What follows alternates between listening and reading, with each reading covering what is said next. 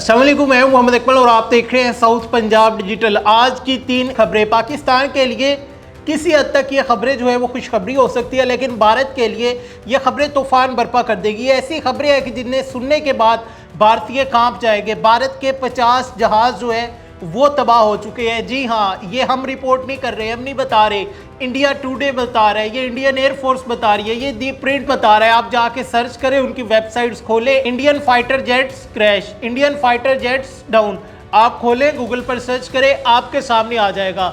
ये कहां पर हुए, कैसे हुए, किसने किए, इसके बारे में बात करेंगे। इसके साथ साथ नवगाम जम्मू कश्मीर में, मकबूजा जम्मू कश्मीर में कल रात एक ब्लास्ट होता है। अब वो ब्लास्ट पुलिस स्टेशन में होता है, जिसके नतीजे में 9 लोग जो है उनकी डेथ हो जाती है, 27 लोग जो है वो ज़ख्मी हो जाते हैं, बुरी तरह से ज़ख्मी होते हैं।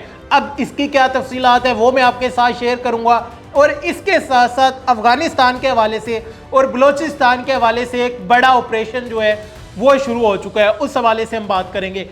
आगे चलते हैं। सबसे पहले आते हैं, ब्लास्ट होता है मकबूजा कश्मीर में, ये पुलिस स्टेशन था, वहां पर कल रात को ब्लास्ट होता है। तकरीबन 10 से 11 बजे के करीब ये ब्लास्ट होते हैं और जो सारी बिल्डिंग होती है पुलिस स्टेशन की वो तबाह हो जाती है। तकरीबन कह लें कि वहां से 500 से 600 मीटर जो दूर घर मौजूद थे, ये वीडियोस आप देख सकते हैं सोशल मीडिया पर, कि उन घरों की जो खिड़कियां है, इसकी जो शिद्दत थी वो इतनी ज़्यादा थी कि उन खिड़कियों के जो कांच है वो टूट गए। अब इसमें जो 9 लोग हैं वो उनकी डेथ हो जाती है और 27 के करीब जो लोग हैं वो ज़ख्मी हो जाते हैं। अब जो 9 लोग हैं जो जिनकी डेथ होती है, उनमें कौन कौन शामिल था? उनमें एक SI ऑफिसर शामिल था, 3 FSL एक्सपर्ट शामिल थे, 2 फोटोग्राफर शामिल थे, 2 रेवेन्यू ऑफिशियल शामिल थे और एक जो टेलर है वो शामिल था। ये होता क्यों है? अब जो इनके ऑफिशियल्स हैं, भारत की जानिब से एक प्रेस कॉन्फ्रेंस भी की गई है कल रात। तो दोबारा से भारत में, जैसा कि हमने आपको बताया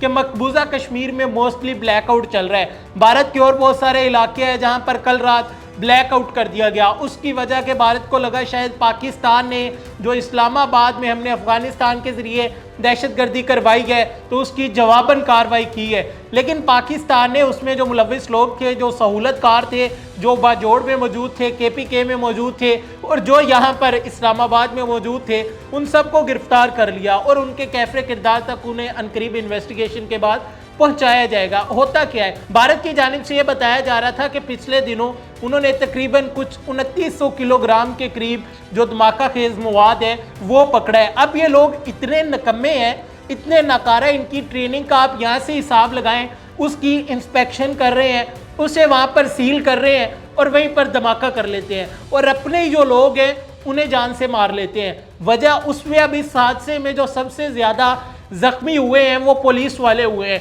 ये रिपोर्ट्स हम आपके साथ शेयर कर रहे हैं, लेकिन इसमें जो जख्मियों की तादाद है वो ज़्यादा है। भारतीय मीडिया की जानिब से कम रिपोर्ट की जा रही है। तकरीबन कम से कम भी जो जख्मियों की तादाद है वो 40 से 45 के करीब है जिनकी डेथ हुई है उनके अलावा, लेकिन भारतीय मीडिया इसे छुपाने की कोशिश कर रहा है, क्योंकि आपने देखा ऑपरेशन सिंदूर जो है वो लेट होता जा रहा है, लेट होता जा रहा है, लेट होता जा रहा है। भारतीय अवाम को जो लॉलीपॉप है गवर्नमेंट की जानिब से, मोदी की जानिब से बार बार दिया जा रहा है। अब वजह क्या है? वजह ये है कि भारतीय आर्मी और भारतीय गवर्नमेंट इस टाइम मिल के भारत को खा रही है। कभी वो कहती है ड्रोन खरीदने हैं, कभी वो कहते हैं मिसाइल खरीदने हैं, कभी वो कहते हैं डिफेंस सिस्टम खरीदने हैं, कभी वो कहते हैं अपाचे हेलीकॉप्टर खरीदने हैं, लेकिन उसके बाद आप इनकी ट्रेनिंग देखें कि जो धमाका खेज मवाद था, एक्सप्लोजिव मटेरियल था, ये उससे खुद ही धमाका कर लेते हैं, उसे सील करते हुए।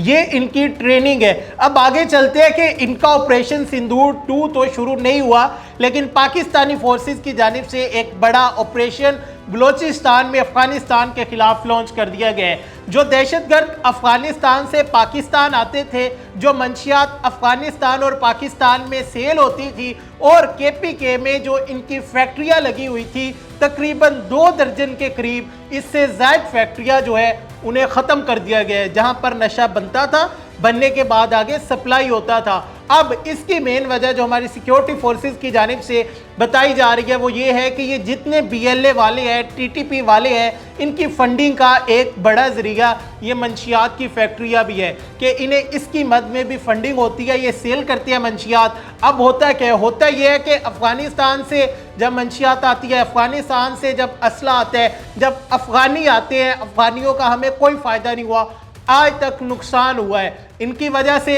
ये लोग केपीके में आते हैं, बलूचिस्तान में आते हैं, फिर ये लोग आगे काम करने के लिए पंजाब में आ जाते हैं। इसीलिए जितने अफगानी मौजूद हैं उन्हें निकाला जा रहा है। अगर आप भी अपने इर्द गिर्द कोई अफगानी देखते हैं, 15 पर कॉल करें, आप कॉल करें, उससे पकड़वाएं। गवर्नमेंट ऑफ पाकिस्तान की जानिब से, गवर्नमेंट ऑफ पंजाब की जानिब से आपको 10,000 इनाम दिया जाएगा ताकि हम इस दहशतगर्दी को ख़त्म करें। ये पंजाब में आते हैं कारोबार के लिए, लेकिन ये इनका कारोबार देखने में तो इनके चाय के होटल होते हैं, देखने को तो ये जूते बेच रहे होते हैं, देखने को तो ये ड्राई फ्रूट बेच रहे होते हैं, और हम कहते हैं यार ये कितने मेहनत वाले लोग हैं, लेकिन दर हकीकत ये लोग मंशियात बेच रहे होते हैं।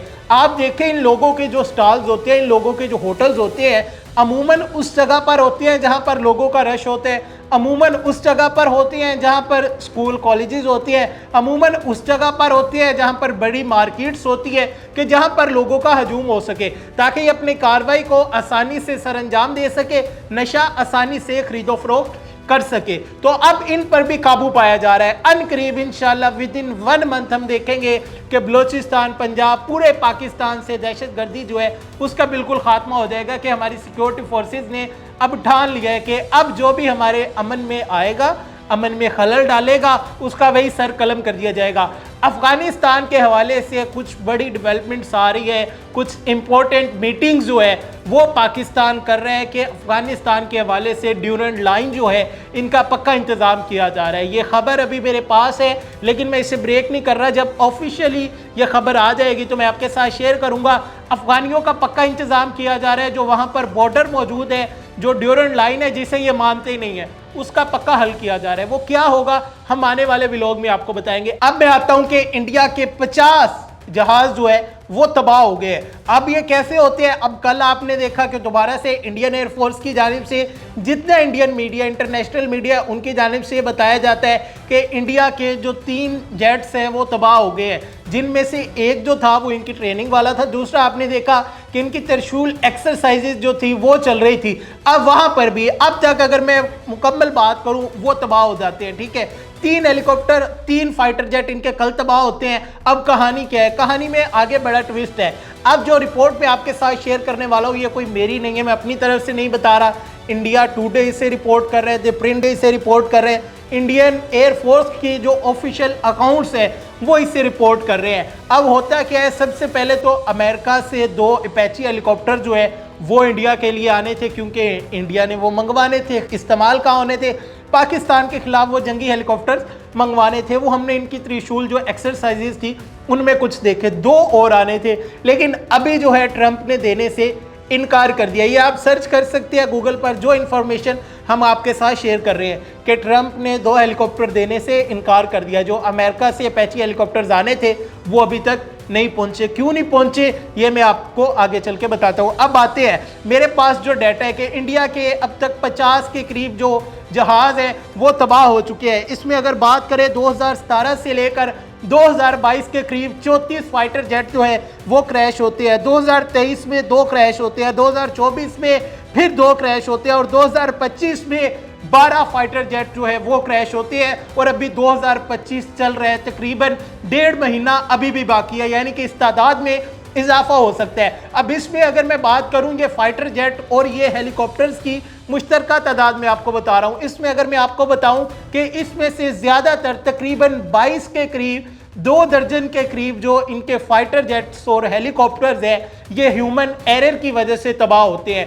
ये हिस्ट्री तमाम इनकी जो है अब मैंने आपके साथ शेयर की है कि किस तरह से इन लोगों की जो कैपेबिलिटीज़ है वो क्या है। या ये राफेल लेके आते हैं उसे गिरा देते हैं, MiG-29 लेके आते हैं उसे गिरा देते हैं, MiG-21 लेके आते हैं वो इनसे गिर जाता है। और ये वाहिद ऐसी फोर्सेस है कि जिन्होंने अपनी त्रिशूल एक्सरसाइजेज में अपनी आवाम पर मिसाइल मारे। ये वाहिद ऐसी फोर्स है जिन्होंने अपनी एक्सरसाइजेज में अपने हेलीकॉप्टर गिराए। ये किस तरह से सोच सकते हैं कि ये पाकिस्तान के साथ मुकाबला करेंगे, ये पाकिस्तान के साथ जंग करेंगे? पाकिस्तान की एयरफोर्स की, पाकिस्तान आर्मी की, पाकिस्तान नेवी की कैपेबिलिटीज़ जो है उसे इस टाइम पूरी दुनिया जो है मान रही है, पूरी दुनिया उनको सराह रही है कि किस तरह से पाकिस्तान ने मार्का हक में इंडिया के ऑपरेशन सिंदूर का, ऑपरेशन तिंदूर बनाया, किस तरह से बुनियानुम मरसूस सीसा पेलाई दीवार जो थी वो इंडिया पर डट गई और कहर बनकर टूटी कि पाकिस्तानी एयरफोर्स के शाहीन भारत में घुसते हैं, 5 घंटे तक उनकी फिजाओं पर राज करते हैं और 26 के करीब जो टारगेट हमारी फोर्सेस की जानिब से लॉक किए गए थे, मार्क किए गए थे, उन्हें अचीव करके आते हैं। ये आज की तमाम तर तफसीलात ही हमने आपके साथ शेयर की। उम्मीद करते हैं आज का व्लॉग आपको पसंद आया होगा। अपनी राय कमेंट सेक्शन में लाजमी दीजिएगा। अपने मेज़बान मोहम्मद इकबाल को दीजिए इजाज़त। अल्लाह ने के बाद।